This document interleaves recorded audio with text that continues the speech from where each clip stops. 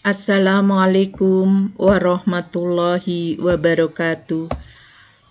Alhamdulillahirabbil alamin wa bihi nasta'inu ala umuri dunya waddin. Wassalatu wassalamu ala asrofil anbiya'i wal mursalin wa ala alihi wa ashabihi ajmain, amma ba'du. Bertemu lagi dengan saya Ustadzah Isnawati Miladiyah dari MI Muhammadiyah Karangwas Kidul yang akan menyampaikan materi pelajaran sejarah kebudayaan Islam dengan judul Mata Pencaharian Masyarakat Arab Sebelum Islam. Marilah kita buka pembelajaran kali ini dengan membaca basmalah. Bismillahirrahmanirrahim. Sebelumnya kita ingat pelajaran yang telah lalu, yaitu tentang peta Saudi Arabia dan juga mengenal keadaan alam masyarakat Arab sebelum Islam.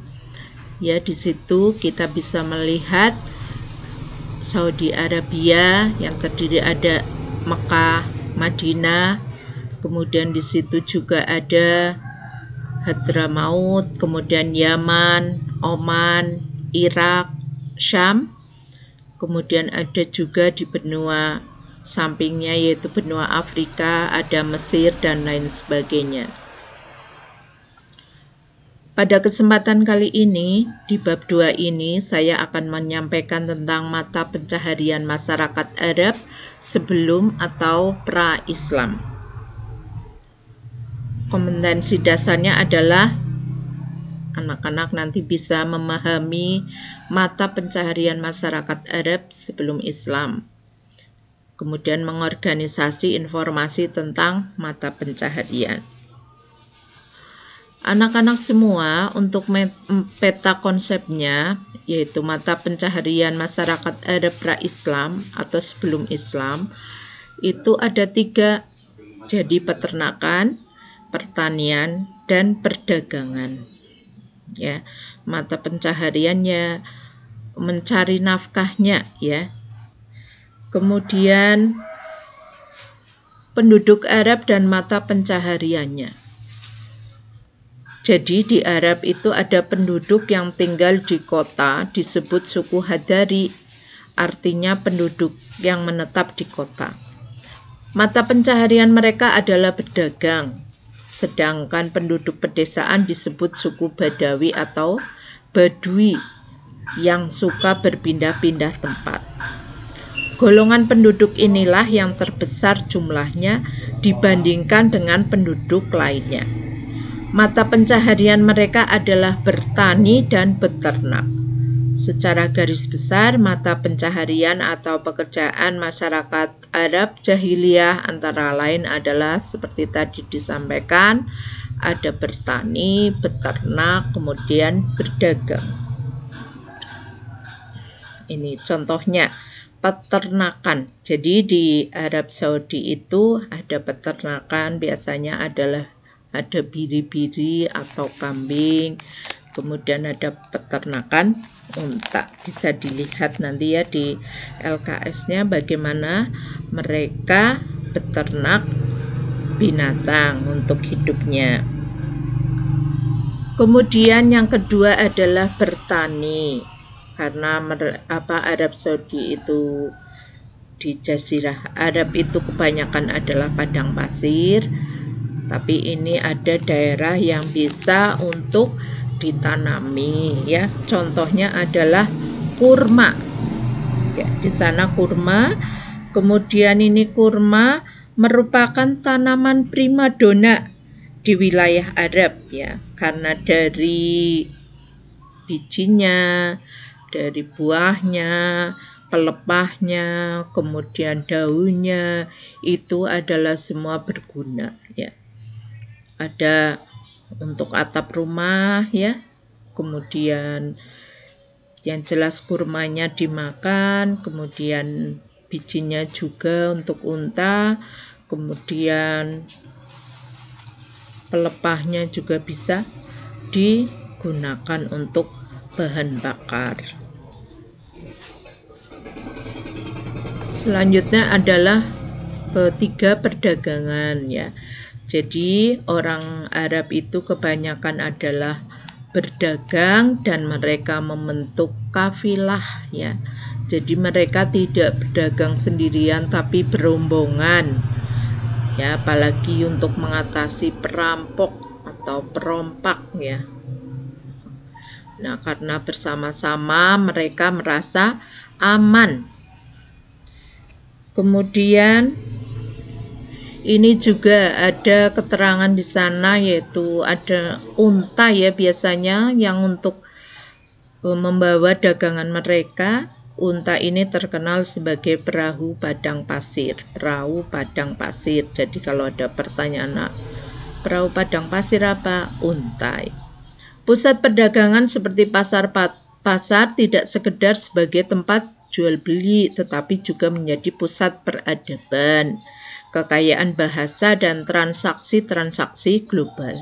Bahasa Arab orang-orang Quraisy pada saat itu menjadi bahasa yang paling mudah diucapkan, paling enak didengar, serta paling kaya perbendaharaan kata dan maknanya. Dalam bidang ekonomi, riba sudah lazim dan dipraktekkan di Jazirah Arab. Bahkan Mekah sebagai pusat sudah terpengaruh sistem riba. Hal ini biasa terjadi karena terpengaruh dengan sistem perdagangan yang dilakukan oleh bangsa lain. Adapun alat transportasi utama saat itu adalah unta yang dianggap sebagai perahu padang pasir. Unta merupakan kendaraan yang menakjubkan. Unta memiliki kekuatan yang tangguh, mampu menahan haus dan mampu menempuh perjalanan yang sangat jauh. Unta-unta ini pergi membawa barang dagangan dari satu negeri ke negeri lainnya untuk diperjualbelikan. Kemudian, penduduk Mekah memiliki kedudukan tersendiri dalam pandangan orang-orang Arab, yaitu mereka penduduk negeri haram atau Mekah. Orang-orang Arab lain tidak akan mengganggu mereka, juga tidak akan mengganggu perniagaan mereka. Allah Subhanahu wa Ta'ala telah menganugerahkan hal itu kepada mereka. Allah berfirman dalam Quran surat Al-Ankabut ayat 67. Surat Al-Ankabut itu surat ke-29 ayatnya 67. A'udzubillahi minasyaitonirrajim. Bismillahirrahmanirrahim. Awalam yarau anna ja'alna haraman aminan wa yutahattafun nasu min haulihim. Afabil batili yu'minuna wa binikmatillahi yakfurun. Artinya, dan apakah mereka tidak memperhatikan bahwa sesungguhnya kami telah menjadikan negeri mereka tanah suci yang aman, sedang manusia sekitarnya rampok-merampok. Maka mengapa sesudah nyata kebenaran mereka masih percaya kepada yang batil dan ingkar kepada nikmat Allah? Suku Quraisy merupakan penduduk Mekah yang memegang peranan dalam perniagaan di Jazirah Arab. Mereka mendapatkan pengalaman perniagaan dari orang-orang Yaman yang pindah ke Mekah. Orang-orang Yaman terkenal keahliannya di bidang perniagaan atau perdagangan.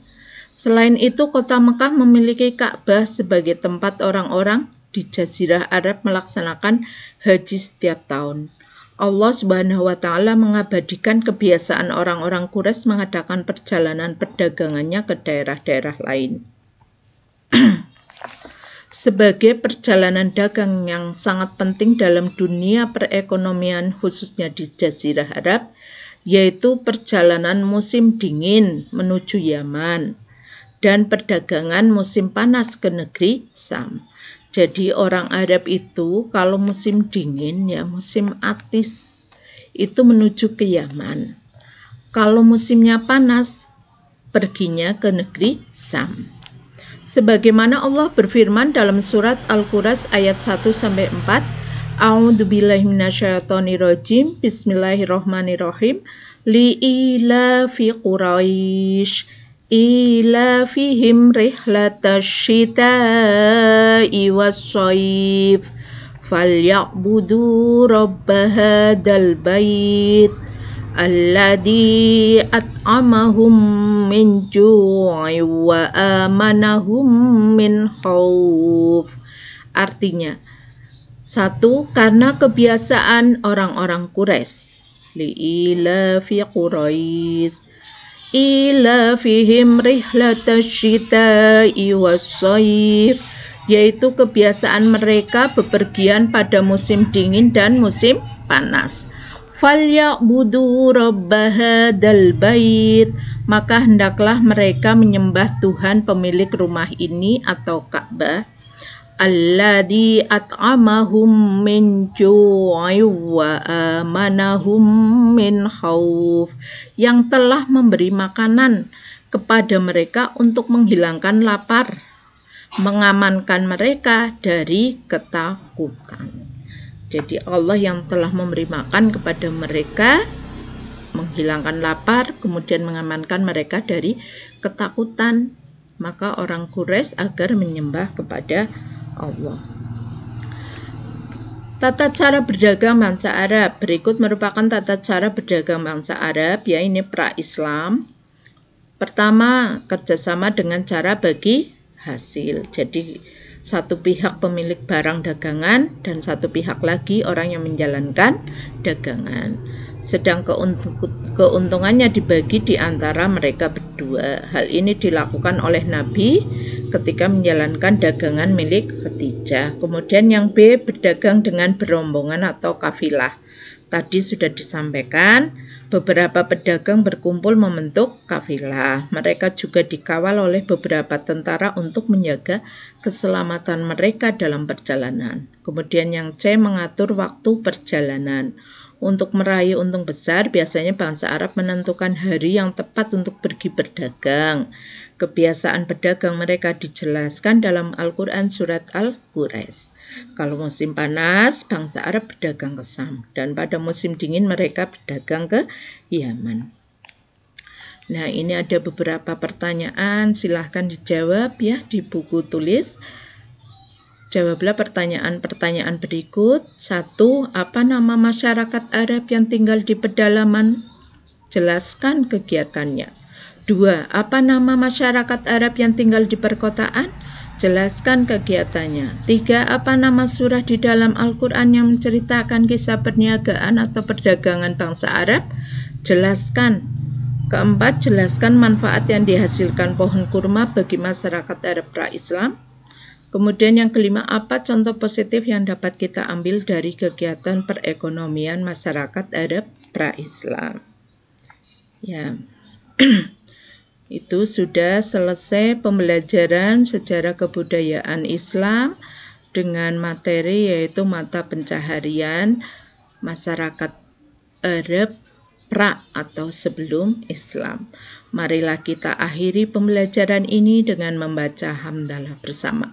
Alhamdulillahirabbil alamin. Wabillahi taufiq wal hidayah. Wassalamualaikum warahmatullahi wabarakatuh.